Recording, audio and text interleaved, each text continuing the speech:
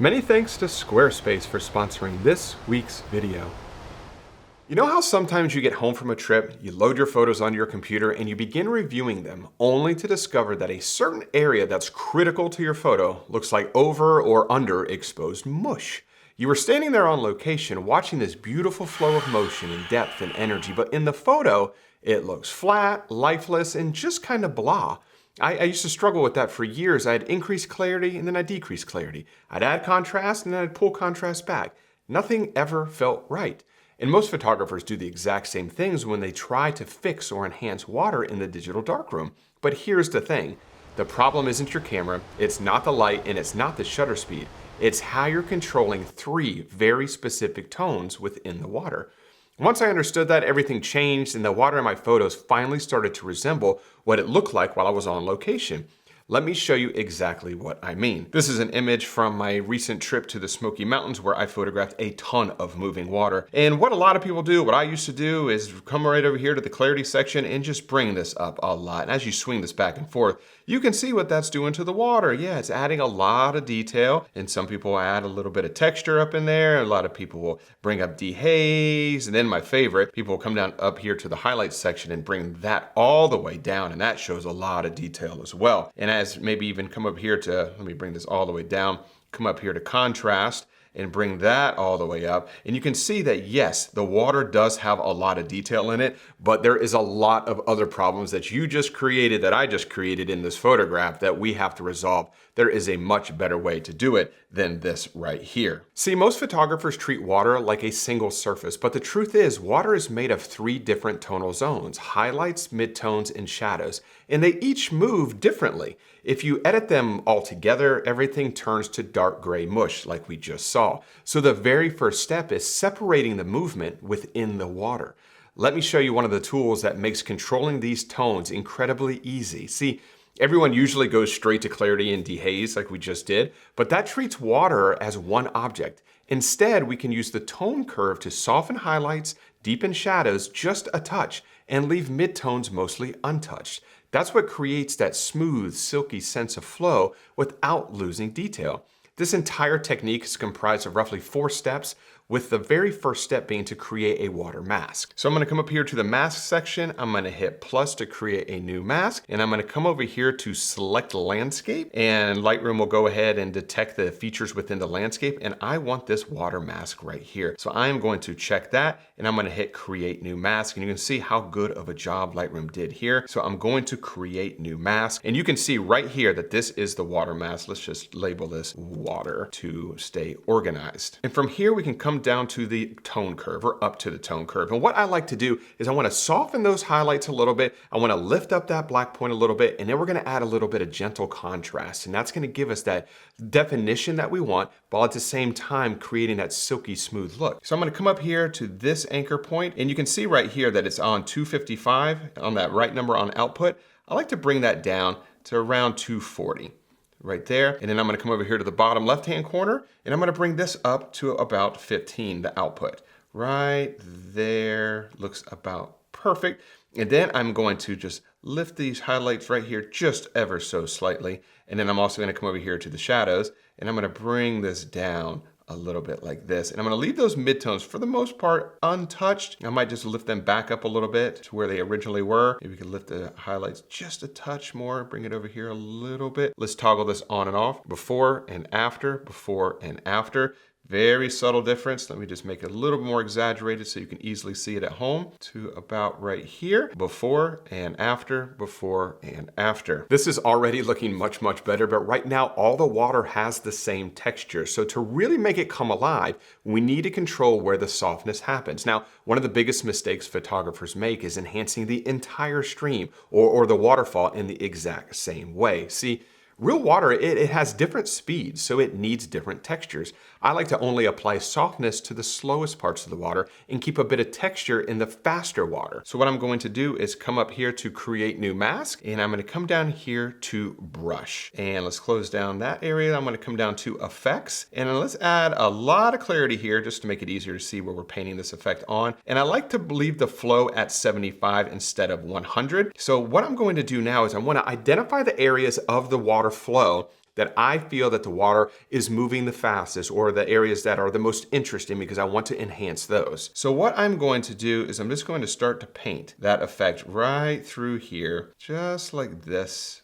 through there. This area up here is very interesting as well, so we'll paint that. I love this area of the water just kind of following across this leaf, because it kind of created this really beautiful fan of water. So I want to enhance that. This area here is definitely moving quick, so I want to enhance that as well. I'm gonna come down here, we'll do the same thing all through here. This area looks nice. This area is moving pretty quick as well, to about like that. And you don't have to get too worried about getting very specific or precise with where you're painting this, because we're going to refine it in just a moment. Lightroom's going to do a lot of that heavy lifting for you. So as you can see, these are the areas that I went ahead and painted this effect. I'm going to do a little bit more right up through here, and maybe through here. And as you can tell, I'm not trying to get very specific with where I'm painting. I'm just trying to get generally close, and I'll show you why in just a moment. So that's ultimately, these are the areas that are moving the fastest. I'm going to do a little bit more right through here as well, to about like that, I think. Let's hover over that one more time. And I think that that looks pretty good. Let's toggle this on and off. So that's before and after, before and after. And if you look closely, you can really see that effect taking shape there. And then from here, we can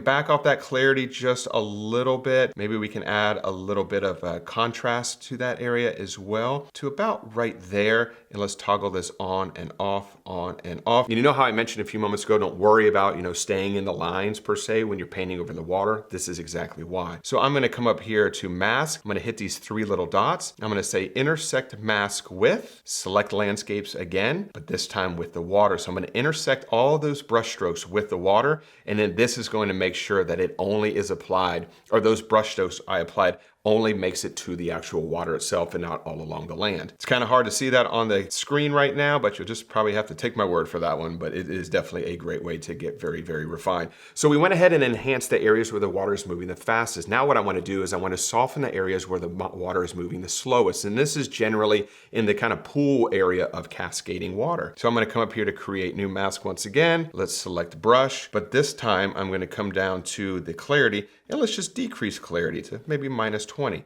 And then these areas right here where the water is not moving quite as fast. So right through there, maybe right through here, maybe up through there. Most of this water is moving fairly quickly. So what I will do is just these two areas right here really are the areas that I want to kind of soften that just a little bit. And then once again, we'll hit the three strokes again, or the three buttons again, or three dots. And let's say intersect mask with, select landscape, select the water, and then it will only apply that to the areas of the water that we want it to. See, when you treat all the water in this exact same way, it can look very lifeless. When you treat the water based on its speed and tone, it really comes alive, as you can tell right through here. So as we toggle this on and off, very subtle, but we just soften down the smallest areas, or the slowest areas of the water, and we enhance the areas where the water is moving the fastest. Now, how much you soften areas of slow water versus how much you enhance areas of fast moving water is totally up to you, but this technique can work with any type of moving water, and you basically get to decide, how much do you want to enhance the fast moving water? How soft do you want the slow moving water? Now, the final step here is this. So I'm going to close those down. I'm going to close that down right there. And I'm going to come down here to the color mixer section. Now, what happens a lot of time when you start to enhance water is sometimes it can take on this overly blue look. Now, it's totally up to you. Some people love very blue water. Some people don't like to have any blue in their water at all. I am somewhere in the middle here. So it might be kind of hard to see right here, but what you can do is come over here to the saturation section, come down here to the blue channel, and as I swing this back and forth, you can see that there really is a lot of blue in that water. So I'm gonna decrease it just a little bit. I don't want it to be completely black and white, but I want it to have a slightly reduced look of that blueness. Now, what's really cool is if you come over here to luminance, you can take the blue channel in the luminance section, and when you swing this back and forth, you now have control over how bright, that really specifically the whitewash is of that water.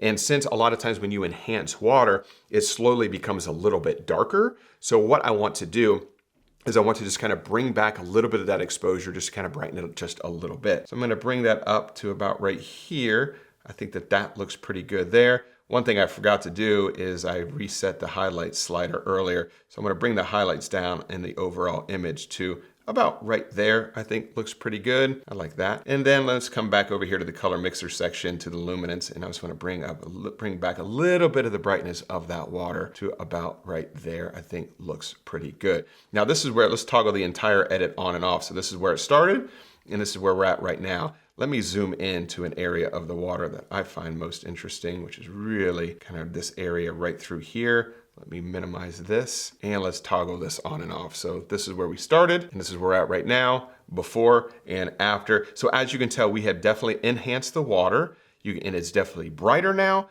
But most importantly is we didn't lose any detail. We enhanced the detail, but it doesn't look like static water now. It still has that free-flowing soft effect, but we were able to bring out detail in areas that we wanted to bring back detail. We were able to soften areas where we don't want there to be a ton of detail.